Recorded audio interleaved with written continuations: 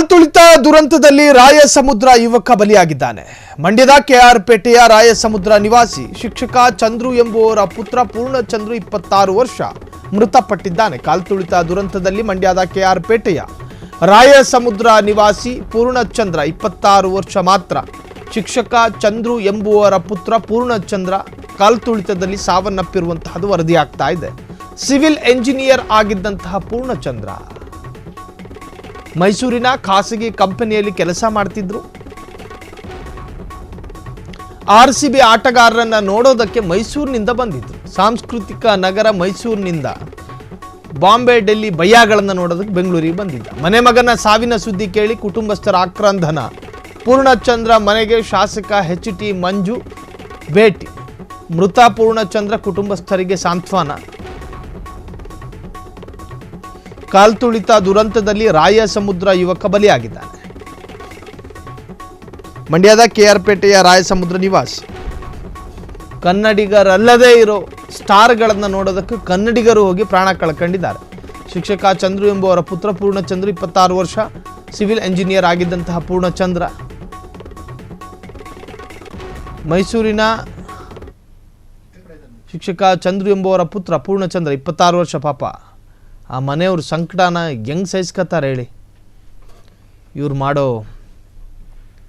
ಅವಾಂತರಕ್ಕೆ ಶಿಕ್ಷಕ ಆತ ಮೇಷ್ಟ್ರು ಪಾಪ ಮಗ ಹೋಗಿದ್ದ ನೋಡೋದಕ್ಕೆ. ನೂಕು ನುಗ್ಗಲಾಗಿದೆ, ಪ್ರಾಣ ಕಳ್ಕೊಂಡಿದ್ದಾರೆ. ಹೆಂಗೆ ಸಹಿಸ್ಕೋತಾರೆ ಹೆತ್ತವರು ಆ ಒಂದು ನೋವನ್ನು?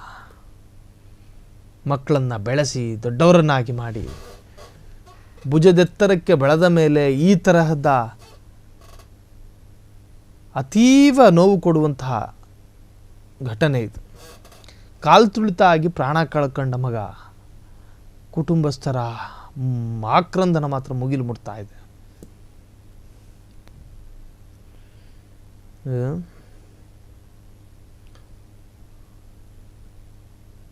ಶಿಕ್ಷಕ ಚಂದ್ರು ಎಂಬುವರ ಪುತ್ರ ಪೂರ್ಣಚಂದ್ರ 26 ವರ್ಷ. ರಾಜಕಾರಣಿಗಳ ಮಕ್ಕಳೆಲ್ಲ ಸೇಫ್ ಆಗಿದ್ರು, ನೆನ್ನೆ ವೇದಿಕೆ ಮೇಲೆ ಇದ್ದರು. ಪಾಪ ಸಾಮಾನ್ಯ ಜನರಿಗೆ ಪ್ರವೇಶ ಇತ್ತು, ಹಾಗಾಗಿ ಸಾಮಾನ್ಯ ಜನ ಹೋಗಬೇಕಾಗಿ ಬಂತು. ಸಾವಿರಾರು ಜನ ಸೇರಬಹುದಾಗಿದ್ದಂತಹ ವೇದಿಕೆಯಲ್ಲಿ ಲಕ್ಷಾಂತರ ಜನ ಸೇರಿದಾಗ ಏನಾಗುತ್ತೆ ಹೇಳಿ? ಒಂದು ಕೊಡ ಮಾತ್ರ ನೀರಿಡಿಯೋ ಒಂದು ಜಾಗದಲ್ಲಿ ಡ್ರಮ್ಗಟ್ಟಲೆ ನೀರು ಸುರಿದಾಗ ಏನಾಗುತ್ತೆ? ಹರಿಯುತ್ತೆ. ಹಾಗೆ ಆಗಿರುತ್ತೆ. ಅದಕ್ಕೆ ತಕ್ಕಂತೆ RCBಯ ಕೆಲ ಅಭಿಮಾನಿಗಳು, ಹೌದು ಕೆಲ ಅಭಿಮಾನಿಗಳು ಟಿ ಶರ್ಟ್ ಹಾಕ್ಕೊಂಡು ನೋಡ್ಬೇಕು ನೀವು ಅವ್ರ ಆಟಗಳನ್ನೆಲ್ಲ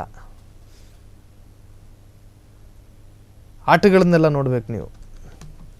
RCB ಅಂತ ಸಂಕಟ ಪಡೋದು.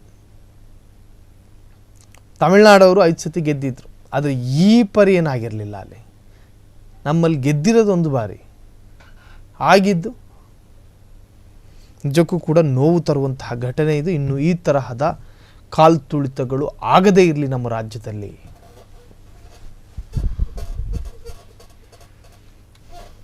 ನಮ್ಮ RCB ತಂಡ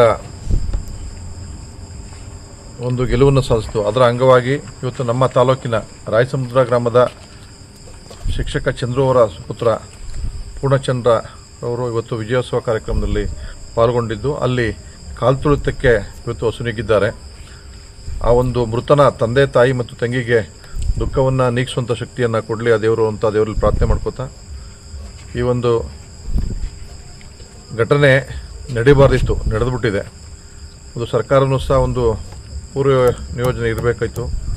ಪೂರ್ಣ ಪ್ರಮಾಣದ ಒಂದು ಬಂದೋಬಸ್ತು ಅವಶ್ಯಕತೆ ಇರೋಷ್ಟು ಅಂತ ಅಲ್ಲಿ ಕ್ರೀಡಂಗೆ ಎಷ್ಟೋ ಒಂದು ಜನಸಂಖ್ಯೆ ಹಿಡಿಸುತ್ತೆ ಅಷ್ಟನ್ನು ಪೂರ್ವ ಸಿದ್ಧತೆ ಮಾಡಿಕೊಂಡು ಅಷ್ಟಕ್ಕೆ ಮಾತ್ರ ಅವಕಾಶ ಮಾಡಿಕೊಡ್ಬೇಕಾಯಿತು.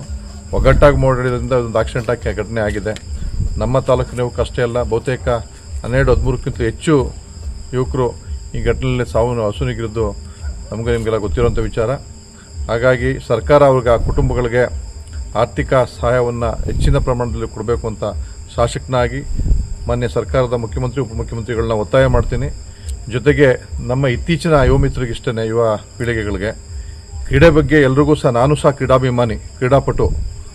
ಕ್ರೀಡೆ ಬಗ್ಗೆ ಆಸಕ್ತಿ ಇರಬೇಕು, ಅಭಿಮಾನ ಇರಬೇಕು, ದುರಭಿಮಾನ ಇರಬಾರ್ದು. ತಾವು ಇಲ್ಲ ನೆನ್ನೆ ಮೊನ್ನೆಲ್ಲ ವಿಜಯೋತ್ಸವ ಆಚರಿಸಿದ್ರಿ, ಪುನಃ ಇಷ್ಟೊಂದು ಕ್ರೌಡಲ್ಲಿ ಹೋಗಿ ಅಷ್ಟೊಂದು ಕಾಲ್ತುಳಿಕೆ ಒಳಗಾದಂಥ 2.5-3 ಲಕ್ಷ ಜನ ಸೇರಿ ಒಂದು ವಿಜಯೋತ್ಸವ ಆಚರಿಸೋದು ಅವಶ್ಯಕತೆ ಇರಲಿ. ಆ ಸಂಭ್ರಮಾಚರಣೆಯಲ್ಲಿ ಎಚ್ಚರಿಕೆಯಿಂದ ಭಾಗವಹಿಸಬೇಕಾಗಿತ್ತು. ಆದರೂ ಭಾಗವಹಿಸಿದೆ. ಮುಂದಾದರೂ ಸಹಿತ ಘಟನೆ ನಡೆದಂಗೆ ಸರ್ಕಾರವನ್ನು ಎಚ್ಚೆತ್ಕೋಬೇಕು.